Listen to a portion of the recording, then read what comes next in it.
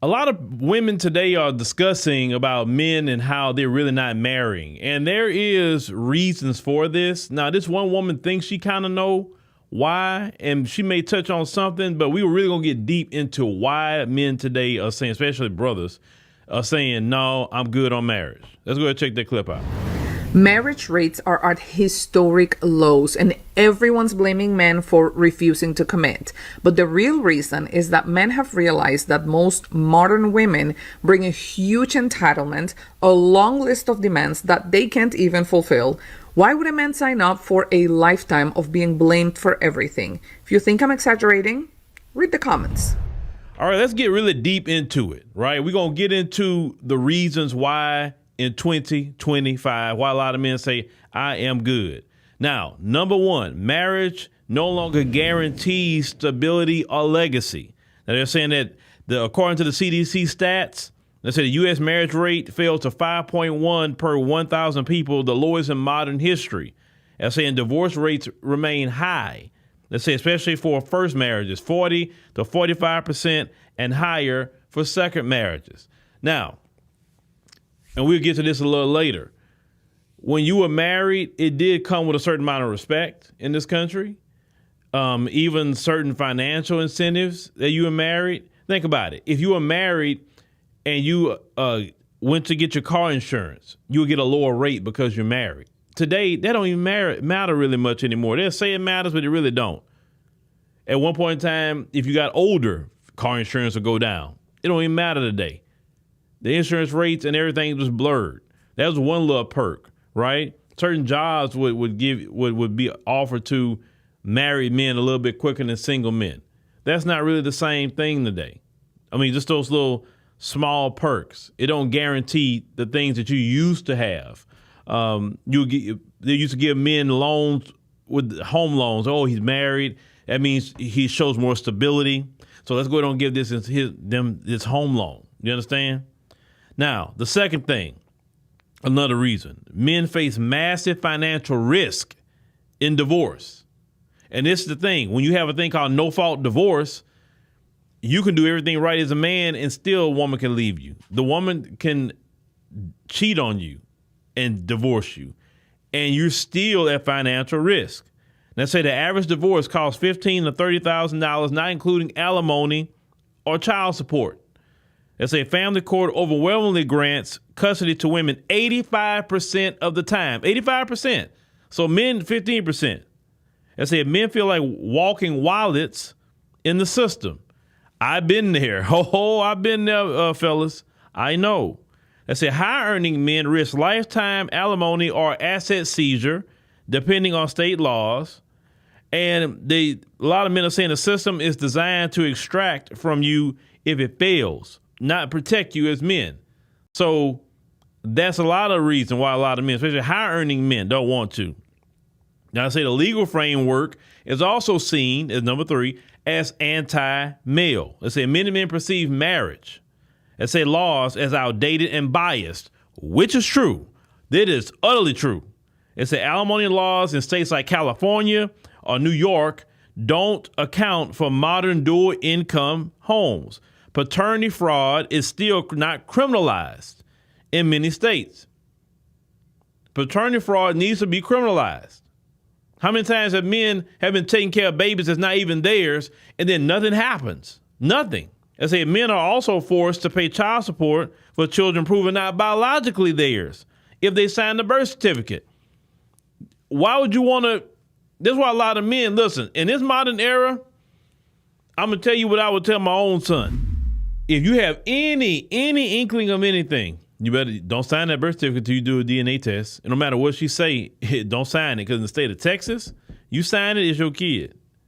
Number four, the rise of masculine independence and digital alternatives. Now, they said that this is part of it. They said red pill, password bro, men going their own way, and stoic male spaces are rapidly growing online. So many young men are choosing self-development, fitness, investing, and travel over family formation. They say digital spaces offer brotherhood, discipline, and purpose without legal entanglements. Okay? They say the fifth thing that a lot of men, why they're not getting married, is declining faith in modern women's values. Okay, so they say Pew and Gallup polls show a growing divide. So 50% of men believe traditional gender roles are beneficial, but only 27% of women agree. So you have a polar divide. The majority of men say traditional family, and only a small set of women agree with that, meaning the majority of women in America do not agree with traditional roles. Which, while a lot of men say, why would I want to marry somebody who don't think like I think? In other words, like what the scriptures teach, being equally yoked. You got to be equally yoked with a woman. If she don't believe in traditional family, but you do, it's not going to work. So yes, I agree with that. It said men are less interested in 50-50 roommates and more interested in women who want to build legacy and loyalty. It said social media and dating apps. It say have amplified hypergamy. It say leading many men to feel replaceable or invisible unless they're in the top 10% of earners, which we know is true. We've seen the thousands upon thousands of videos with that, right? You're nothing but a walking ATM. We talk about the prostitute culture, the transactional culture. At least with a prostitute, you're guaranteed to get some, but these modern women, you'll be cashing out more than you would cash out the prostitute and still don't get nothing. Number 6, economic pressure. It said men today earn less in real wages than they did in the 1970s, adjusted for inflation. The difference with the 1970s versus today is what? What's the main thing that hurts American men's pockets? Immigration was what bringing in low-wage workers, number one.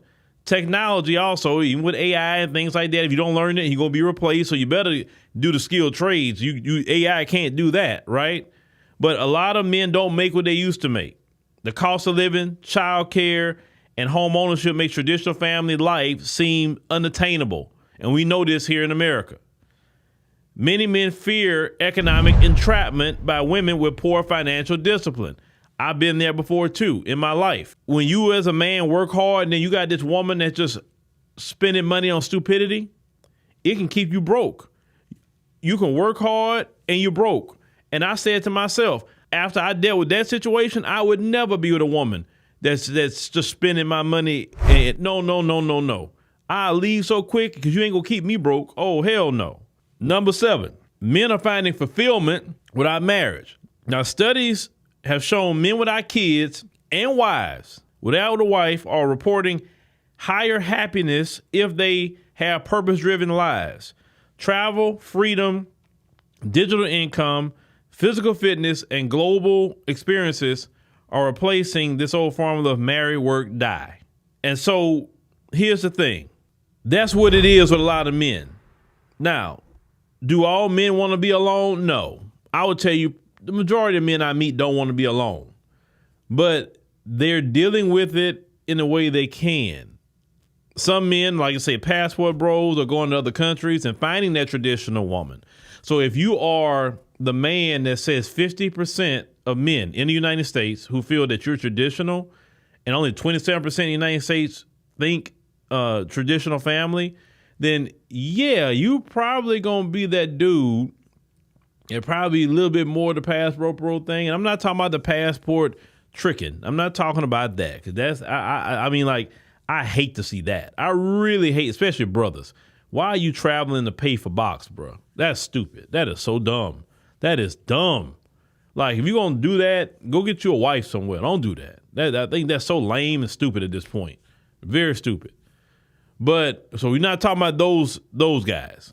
We're talking about that 50% of men that want a traditional family, because a lot of men won't want to listen. Men want a wife. A lot of men do, bro. A lot of men do. But at the same time, why would you marry the 73% of women in this country who don't believe in the traditional family? Why would you marry that? And for you to find that 27%, most of them are probably married because they believe in the traditional family, so they're married. So that's like now finding a traditional woman in America, according to research, is like a needle in a haystack. For men, statistically, you're going to run more into the 73% of women who don't agree with traditional family, period. You're going to run into the most. So you definitely have to have your options open as a man to travel. and to see what other countries you can go to. And I'm not saying you got to go to countries outside of your community, because, you can go to the Caribbean, you can go to Africa, you can go any place, if you're looking for sisters, right? You don't got to go outside of sisters if that's what you want to do. Because sometimes some men go to other groups because some other groups may have more traditional family roles. But some brothers say, nah, I really don't want to do that. And some say they'll stay by themselves because they don't want to deal with other groups of people, another culture. They just don't want to deal with it. So it is an issue. It actually is an issue. Not creating families harms the nation. I'm a married man, okay, and I don't want to be a single man. I don't envy single men or any of that. I don't. So, and I know other brothers who are married and they good and they happy in their life and that God bless them. But I also get at the same time why these men don't want to. Oh, I get it. I think if you want marriage to happen, you got to get rid of the archaic and biased laws in family court. You got to get rid of that. That's number one. Number two, you got to redo child support. You got to redo that. Number three, paternity fraud needs to be criminalized, and these women need to go to jail when they're lying and know who the child's father is. And yet this man been paying. Yeah, they need to go to jail, to make a consequence for paternity fraud.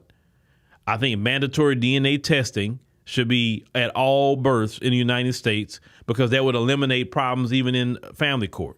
If that's established the father, then it's been established. You ain't got to worry about him not signing the birth certificate. If you got DNA and it's his child, you don't got to go through all that. Well, it's not my kid, so let me do a DNA kit. No. The child's are. But see, there's a lot of women against that, doing DNA at the birth certificate. Why? Because a lot of them do dirt, and they want to put that baby on their husband or their boyfriend. And a lot of men don't know until later, or figure something out later. So mandatory DNA testing at birth needs to happen.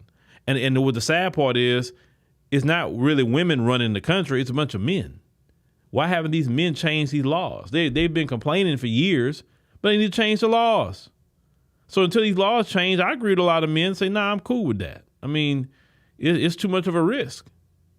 It's too much. If you go into a business, what business partnership would you make with anybody that says they can leave the business at any time they want to and take half of your business with them? They can leave for whatever the reason and take half of your business that you work for. Half of your business is gone with them. And what if they known to do this, get with other businesses, and then within a year they leave and take half of your stuff and they go from that business to that business? Most people say, man, hell no, I ain't going to business with that person, because they just coming here taking half of I ain't letting nobody take half of my business. Matter of fact, you wouldn't even sign up for that as a person or entrepreneur. You would never sign a deal to make a partnership with another business, and then this business could take 50% of your whole business. And you got to pay their court costs too when they do it. And you got to pay money to maintain that other business while they took half of yours. You would never sign a deal like that as an entrepreneur. Nobody would, male or female. Well, basically, that's how it is with the state, with the laws of marriage. That's what it is. And that's why a lot of men say, nah, I'm cool on that. I'm cool until the laws change, or maybe I get some ironclad prenuptial agreement, and then they got to watch that, because you don't do that right, then they could throw out, right? So, yeah, there's a lot of reasons men not get married. And the main issue, the biggest issue is 73% of women in this country aren't traditional. And I think that